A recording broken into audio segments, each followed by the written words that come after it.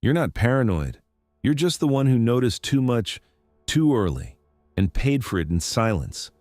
Some people don't betray you by accident. They're designed to. And Jung exposed why. Here's the truth. There are 6 types of people who feel safe, sound wise, even look loyal. But their psychology is wired to drain, control, and destabilize you. Most people never realize this because these personalities don't attack your face. They study it. If you're emotionally sharp, if you felt used without proof, you're not broken. You're ahead of the pattern. Here's where it gets dark. Once you see how these 6 minds operate, you'll never unsee the danger around you. But the first one is the most deceptive. You don't just distrust people, you sense them. A shift in tone, a delay in their eyes, a warmth that arrives too rehearsed. And every time you felt it, you tried to ignore it. Because people called you intense, cold, overthinking. But the truth is quieter. You weren't overthinking. You were outgrowing the room. There's a specific exhaustion you carry, not from doing too much, but from not being believed about what you see. You've walked away from conversations feeling like something was taken from you, even when nothing was said. That's not weakness. That's intuitive fatigue. Because you notice emotional inconsistencies most people are trained to overlook. You feel when someone's smile and intention don't match. You hear the tone beneath their words. You sense the imbalance before the event happens. And it isolates you, not because you're antisocial, but because your nervous system refuses lies your mind can't prove yet. Most people walk through life reacting to what's visible. You react to what's forming. That's why betrayal hits you deeper. You felt it coming, but you hope to be wrong. Not out of naivete, out of decency. You wanted to believe that people would meet you on the same level of honesty you live on. They didn't. So now you carry a silent question. Why do certain people feel safe at first, but leave destruction behind them? Why do some relationships feel like fog, where you slowly lose your sense of self without realizing how? And why does it hurt more when the dangerous ones look like the good ones? Because the ones who do the most damage aren't obvious. They don't arrive as monsters. They arrive as comfort. They mirror your depth. They echo your values. They reflect your empathy. Until you can't tell where you end and their influence begins. The loneliness you felt? It's not because you need people more. It's because you need them less, and the world wasn't built for that. Sensitive minds get punished first in manipulative environments. Emotionally aware people are rare, so when you realize most human interactions run on unconscious power dynamics, you start to feel alien again, like you're speaking a quieter language no one was taught to hear. This isn't social anxiety. This is awareness without validation, and that awareness hurts. Because once you see patterns, you can't unsee them, which means you no longer suffer from just emotional pain. You suffer from emotional clarity in a world that thrives on denial. And here's the part nobody tells you. The reason certain people affected you so deeply is because they weren't random. They represent specific psychological forces drawn to your temperament. And those forces have patterns, 6 of them. And once you recognize them, the fog starts lifting, but slowly. Because your mind needs to survive the truth before it can face it. You're not surrounded by random people. You're surrounded by psychological echoes, not of them, of you. Because what disturbs you most in others is never accidental. It's connected to your shadow, not the horror movie kind, the silent kind that lives behind your decisions, the part of you that learned to hide so you could survive. When you were told to be too much, you buried intensity. When you were told to calm down, you buried anger. When you were told to grow up, you buried imagination. And what gets buried doesn't disappear. It becomes a magnet. People don't just meet you. They meet your unfinished self. That's why certain personalities gravitate toward you. Not because you're weak, but because you're psychologically open. And predators don't hunt strength or weakness. They hunt visibility. The more self-aware you become, the more you expose the gaps others can slip into. This world calls it charisma, depth, sensitivity, but psychologically, it's a glowing doorway. And 6 specific personalities instinctively recognize it, not consciously, but through something older than thought. Because beneath everything, we're all connected to a shared emotional climate, a collective unconscious. It's a dark ocean of patterns. And some people are better swimmers. They sense your unexpressed life, the life you didn't live, the words you didn't speak, the self you never became. And they interact with that version of you more than the one standing in front of them. That's why you feel seen by the wrong people. They don't see your truth. They see your unfinished story and insert themselves into it. They become your mirror, your guide, your ally. Until you start losing pieces of yourself you never realized were separate. This isn't coincidence. This is projection. Not the kind they accuse you of, the kind they're unconscious of. They project their suppressed hunger, their insecurity, their need for control onto your openness. And you accept it. Not because you're gullible, but because your persona, the version of you that learned how to belong, was trained to adapt.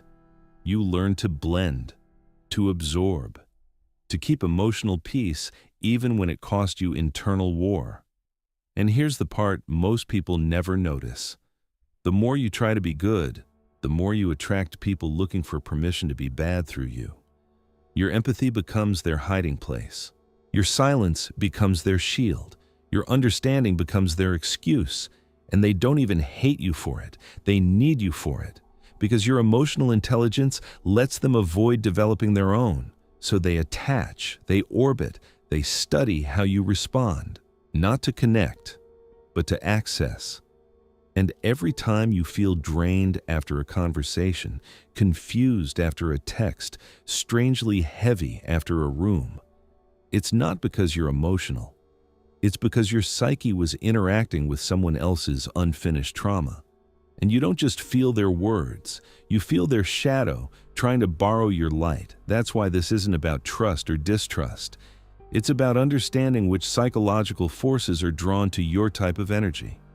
Because the 6 people you should never trust aren't villains. They're reflections of what the world refuses to deal with. And you keep meeting them because you're one of the few who actually can. But here's where it gets dark.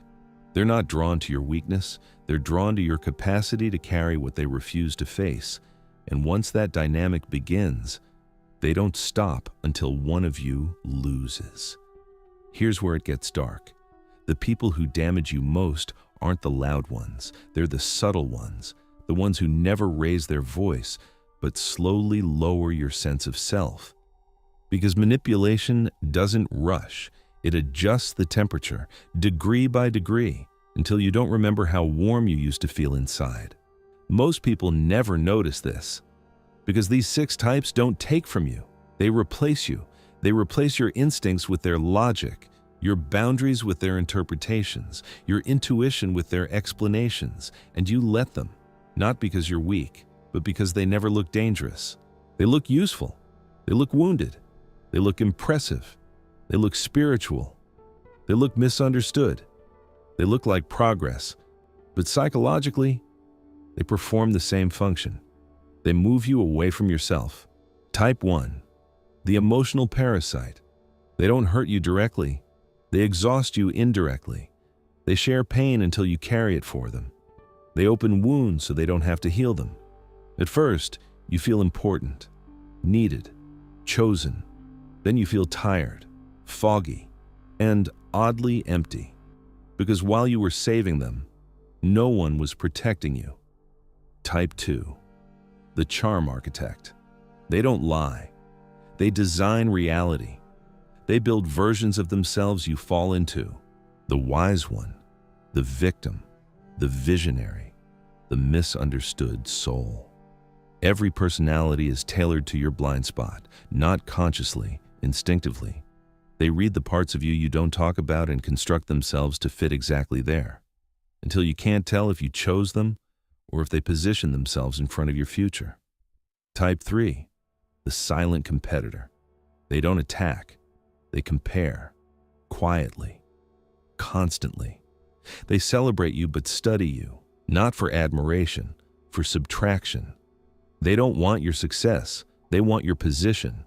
So they copy your tone, mimic your depth, adopt your values, not to become you, but to replace you when you're no longer useful. And you never see it coming, because they always smile while measuring your distance. Type 4. The moral manipulator. They don't control you with power, they control you with righteousness. They frame their demands as what's good, what's mature, what's right. And slowly, you start apologizing for instincts that were never wrong. They don't break your boundaries. They convince you shouldn't have them. And once that happens, you hand them the keys to your emotional architecture. Type 5. The emotionally absent intellect. They seem deep. They sound intelligent. They analyze everything except themselves. They use logic to avoid feeling. They use insight to avoid intimacy. And you keep trying to reach them because you think if they just understood you deeper, they'd finally show up. But they never do. They don't connect. They observe.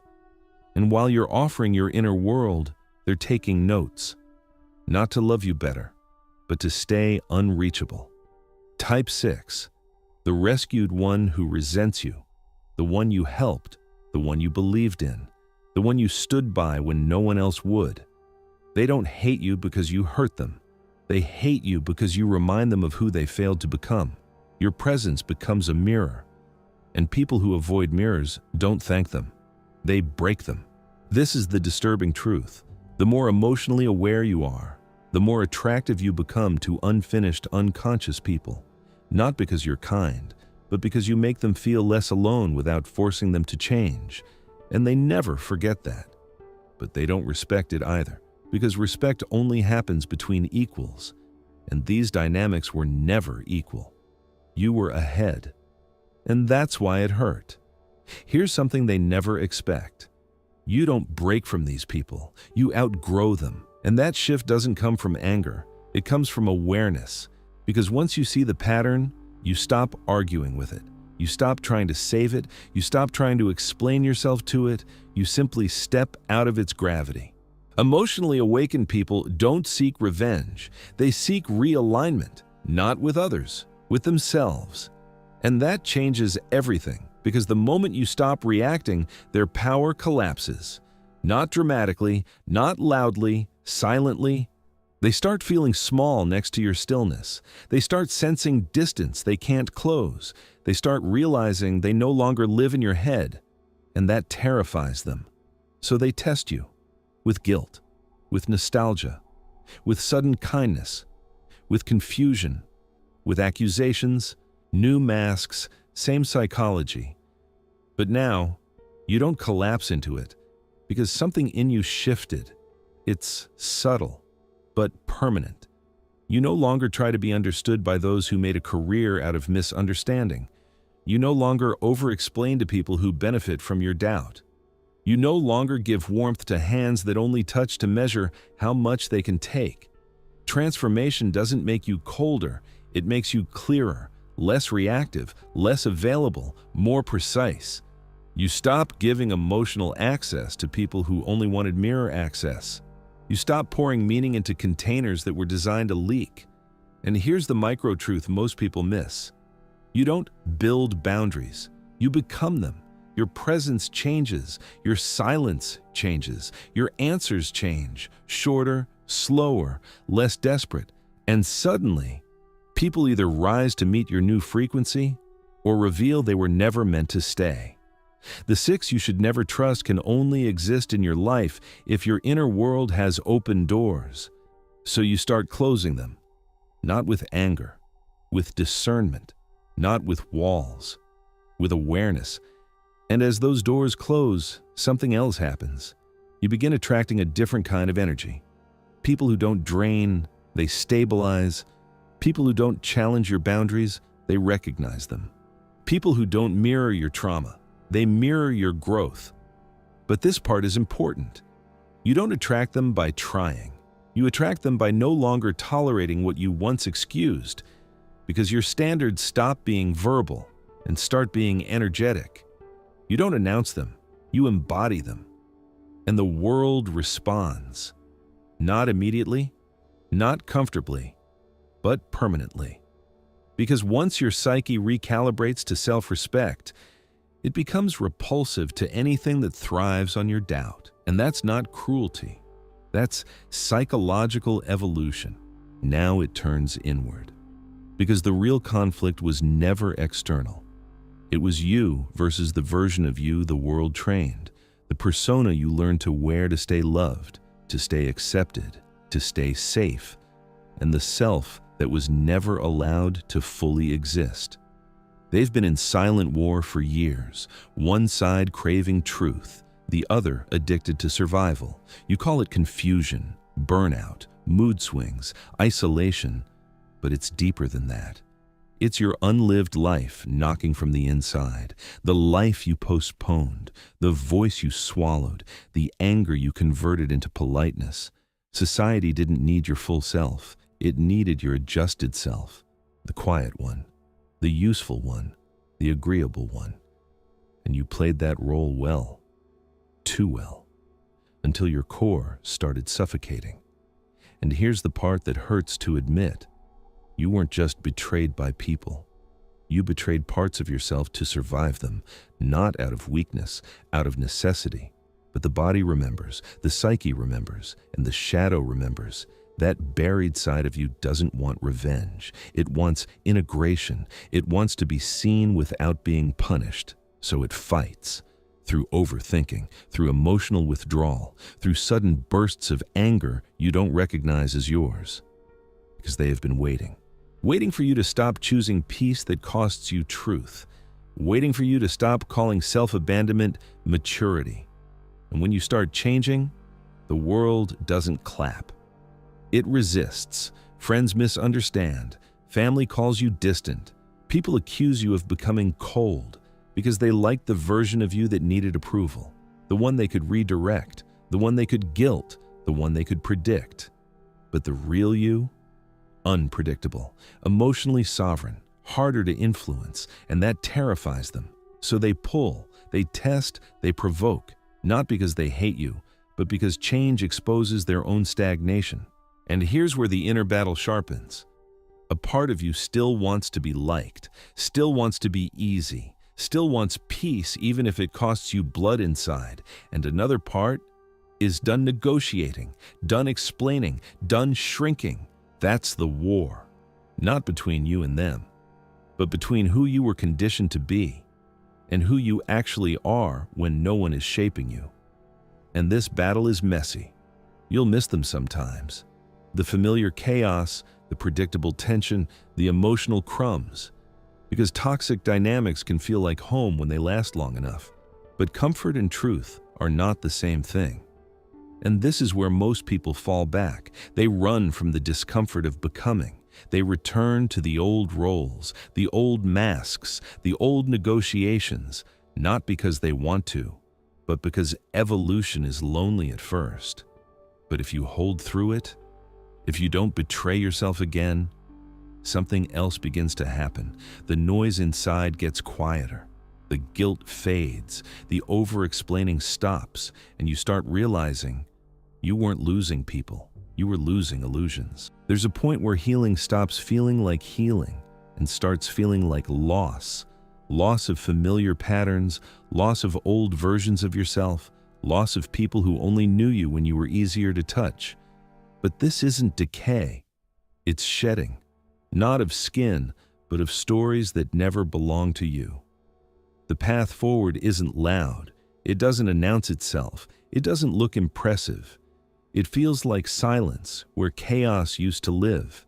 It feels like space where anxiety used to sit. And most people misunderstand this phase. They think peace means numbness.